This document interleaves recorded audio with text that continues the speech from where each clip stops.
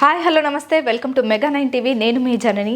నాతో పాటు senior journalist Bharadwaj గారు మనతో పాటు ఉన్నారు.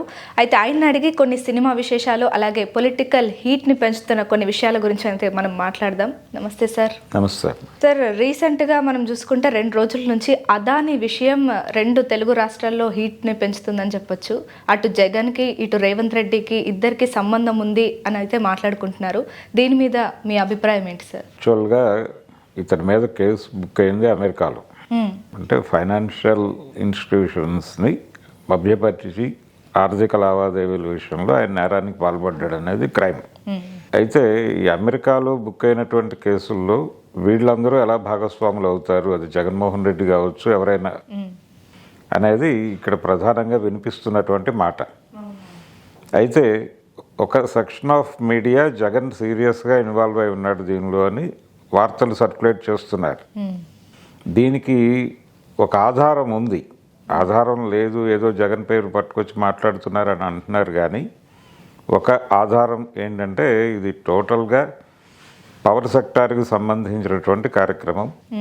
ఇక్కడ కూడా సోలార్ ఎనర్జీకి సంబంధించినటువంటి కార్పొరేషన్తో వీళ్ళు లావాదేవీలు నడుపుతున్నారు, అదాని గ్రూప్. ఈ లావాదేవీలు నడుపుతున్నటువంటి క్రమంలో ఆ కంపెనీ ప్రొఫైల్కి సంబంధించి వాళ్ళ ఇతర గ్లోబల్ యాక్టివిటీస్కి సంబంధించినటువంటి అష్యూరెన్స్ ఉన్నాయి. అలాగే వీళ్లతో చేసుకున్న ఒప్పందాలు కూడా వాళ్ళ కంపెనీని స్ట్రెంగ్థెన్ చేసేవే కాబట్టి వీటి తాలూకా ప్రొజెక్షన్స్ అక్కడ ఉన్నాయి. ఇది టోటల్గా ఒకే కంపెనీ గ్లోబల్ ఆపరేషన్స్లో ఉంది. కాబట్టి దీనిలో ఎవరు అసలు ఎందుకు దీన్ని ప్రమోట్ చేస్తున్నారు, ఎందుకు దీన్ని భరిస్తున్నారు ఇంతకాలం నుంచి అదాని కంపెనీని అంటే ఆర్థిక లావాదేవీలు గ్లోబల్ లెవెల్లో రకరకాల అవసరాలు ఉంటాయి పొలిటీషియన్స్. దీనికోసం ఇలా గ్లోబల్ ఆపరేషన్స్ చేస్తున్నటువంటి ఒక కంపెనీ మన కంట్రోల్లో ఉండటం మంచిది అనే ఉద్దేశంతో దీన్ని మెయింటైన్ చేస్తున్నారు. అందరు రాజకీయ నాయకులతోనూ దీనిలో ఉంది, ఇన్వాల్వ్మెంట్ ఉంది అన్ని పార్టీలకి. అయితే మేజర్గా మనకు కనిపించేది ఏమిటి ఇక్కడ, అదానీ అంబానీ వీళ్ళిద్దరూ అమిత్ షా గారి ఆయనతో చాలా సన్నిహితంగా ఉంటారు. టోటల్గా ఇది ఒక రకంగా కాషాయం గ్రూప్ అనేది ఇప్పటివరకు మనకి ఎస్టాబ్లిష్ అయినటువంటి ఒక ఫ్యాక్ట్. అయితే జగన్మోహన్ రెడ్డితో ఈయన ఎన్నికల కంటే ముందు ఆయన ముఖ్యమంత్రిగా ఉండగా ఒకసారి కలిశారు. కలిసినప్పుడు ఏం మాట్లాడుకున్నారు అనే దానికి సంబంధించి ఏ రకమైన లీకేజీలు బయటకు వచ్చి జనరల్గా మాట్లాడతారు. ముఖ్యమంత్రి గారి ముందు ఈ ప్రతిపాదన చేశాను నేను, దీనికి సంబంధించిన పని జరుగుతోందని చెప్తారు బయటకు వచ్చి, కానీ చెప్పలేదు. ఆ చెప్పకపోవడంతో రకరకాల స్పెక్యులేషన్స్ వచ్చినాయి అప్పుడు. అందులో ఒక ప్రధానమైన స్పెక్యులేషన్ ఏంటంటే తీర ప్రాంత భూములు. ఆంధ్రప్రదేశ్కి చాలా విస్తారమైన తీర ప్రాంతం ఉంది, తీర ప్రాంతం అంతా కూడా టూరిజం స్పాట్గా మార్చాలి అనేది. అంటే ఒక రకంగా గోవాగా మార్చాలి, ఏపీ తీర ప్రాంతం అంతా కూడా మార్చడం ద్వారా టూరిజం డెవలప్మెంట్కి అది ప్రభుత్వానికి ఉపయోగపడుతుంది, వీళ్ళకి ఉపయోగపడుతుంది. ఇలాంటి డీల్ ఏదో మాట్లాడాడు ఆయన అని బయట చాలామంది మాట్లాడారు. ఇప్పుడు దీనికి సంబంధించిన వ్యవహారం మాట్లాడుతున్నారు.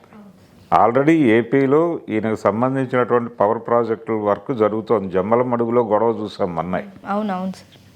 బీజేపీ ఎమ్మెల్యే వెళ్ళి అక్కడ గొడవ చేయటము, డబ్బులు డిమాండ్ చేయటం, చంద్రబాబు నాయుడు గారు పిలిచి కోప్పట్టడం, ఇవన్నీ చూసాం. సో వీళ్ళు ప్రతి చోట తెలంగాణలో ఉన్నాయి. అంటే ప్రభుత్వాలు ఎలా మారిపోయినాయి. ఇప్పుడు రేవంత్ రెడ్డి పేరు ఎందుకు వస్తుంది, జగన్మోహన్ రెడ్డి పేరు ఎందుకు వస్తుంది, చంద్రబాబు నాయుడు ఎందుకు పిలిచి మందలించాడు ఆయన్ని జమ్మలమడుగు ఎమ్మెల్యేని అంటే ప్రభుత్వాలన్నీ కూడా కార్పొరేట్లని ఫెసిలిటేట్ చేయటం కోసమే ఉన్నాయి. అంతకు మించి వేరే పరిపాలనాపరమైనటువంటి వ్యవహారాలు ఏమీ లేవు వాళ్ళకి. ఇప్పుడు తెలంగాణలో హైడ్రా అనేది పేరుతో చాలామంది ఏమనుకుంటున్నారంటే ఇదేదో చెరువులు, కుంటలు, వాటి పరివాహక ప్రాంతంలో ఉన్నటువంటి భూముల పరిరక్షణ అనుకుంటున్నారు, కానీ అది కాదు. టోటల్గా ప్రభుత్వ ఆస్తుల పరిరక్షణ. దాని జీవోలో దాని లక్ష్యమే అది. ప్రభుత్వ ఆస్తులు పరిరక్షించటం ద్వారా ఏం చేస్తారు, ప్రభుత్వ ఆస్తులు పరిరక్షించి అంటే పేదలకు పంచిపెట్టడం మరొకటో కాదు, ఏదైనా ఒక కార్పొరేట్ అవసరం కోసం వాడతారు వాటిని. అంటే ప్రజలకి ఉపాధి కల్పించటం అనే పేరు చెప్పి ఒక కార్పొరేట్ కంపెనీకి ఇచ్చేస్తారు అది. ఇప్పుడు ఫార్మా క్లస్టర్ల ఏర్పాట్లు జరుగుతున్నాయి. అవును సార్. ఇవన్నీ కూడా కార్పొరేట్లకు మేలు చేకూర్చడం కోసం ప్రజల భూములు లాక్కునే ప్రయత్నం జరుగుతోంది. ప్రజల నుంచి ఒక నిరసన కార్యక్రమం నడుస్తోంది. నల్గొండ జిల్లాలో జనాలు తీవ్ర స్థాయిలో ప్రతిఘటించారు.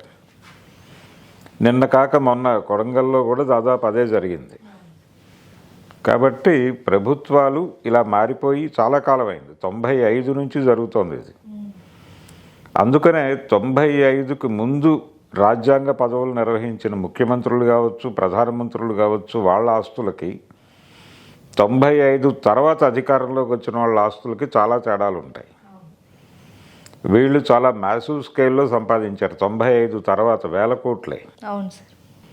అంతకుముందు ఇప్పుడు కోట్ల విజయభాస్కర్ రెడ్డి గారికి ఆ శ్రీనగర్ కాలనీలో ఒక చిన్న ఇల్లు అలా కనిపిస్తుంది, బోర్డు ఉంటుంది, కోట్ల విజయభాస్కర్ రెడ్డి మాజీ ముఖ్యమంత్రి అని.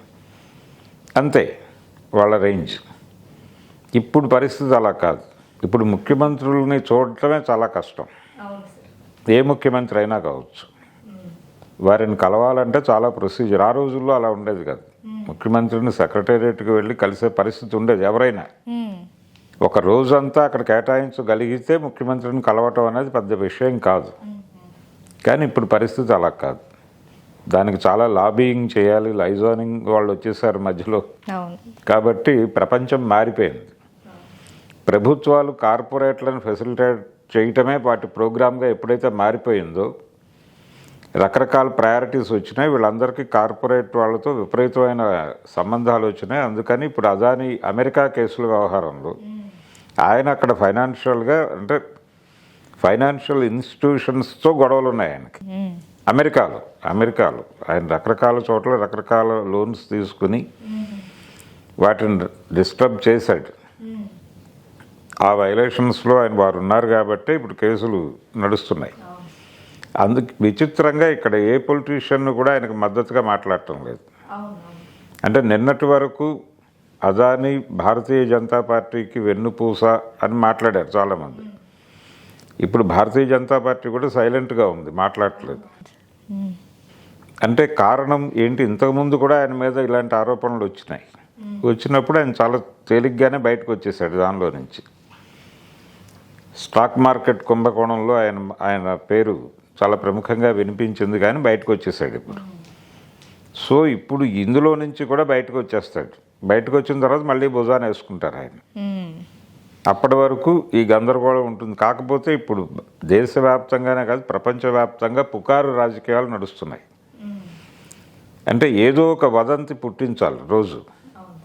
అందులో భాగంగానే ఇప్పుడు రేవంత్ రెడ్డి పేరు, జగన్మోహన్ రెడ్డి పేరు ఇవన్నీ కూడా లింక్ చేసి ఈ అమెరికాలో కేసులు ఏమిటి, జగన్మోహన్ రెడ్డికి లింక్ ఏమిటి అని మాట్లాడుతున్నారు. కానీ ఇది గ్లోబల్ ఆపరేషన్స్ చేస్తున్నటువంటి కంపెనీ కాబట్టి అనివార్యంగా దాని తాలూకా చిట్టా అంతా బయటకు తీస్తే వీళ్ళందరూ ఉంటారు. కాబట్టి అది కొంత భరించాల్సిన అవసరం అయితే ఉంటుంది ఖచ్చితంగా. అందరూ మాట్లాడుతున్నారు కానీ రేవంత్ రెడ్డి గారు బయటకు వచ్చి ఎందుకు మాట్లాడట్లేదు అని అడుగుతున్నారు. ఎవరూ మాట్లాడట్లేదు. ఏ ఒక్కరు కూడా, ప్రతి ఒక్కరూ మౌనంగా ఉన్నారు. ఏం జరుగుతుందో చూద్దాం. అమెరికాలో ఒక నిర్ణయం వచ్చిన తర్వాత మాత్రమే వీళ్ళు రెస్పాండ్ అవుతారు. రేవంత్ రెడ్డి గారు కూడా ఓపెన్గా ఏమి స్పందించడు. అలాగే జగన్మోహన్ రెడ్డి కూడా, అంటే ఇది పుకారు యుద్ధం అని మాత్రమే మాట్లాడుతున్నాడు ఆయన. నా మీద లేనిపోనివి కల్పించి ఏదో రకంగా ఏదో ఒక నేను తప్పు చేశాను అని రోజు చెప్పడం రిపీటెడ్గా జనాలకి. ఆ చెప్పడం కోసం దీన్ని కూడా వాడేస్తున్నారు. ఇప్పుడు అదానీ మీద వచ్చిన కేసులను కూడా నన్ను టార్గెట్ చేసి వాడేస్తున్నారని ఆయన మాట్లాడుతున్నాడు ఇప్పుడు. ఎందుకంటే ఆయన ఇప్పుడు అధికారంలో లేడు కాబట్టి తన మీద వాంటెడ్గా దాడి జరుగుతుందని చెప్పే వెసులుబాటు ఉంది కాబట్టి చెప్పుకుంటున్నాడు ఆయన.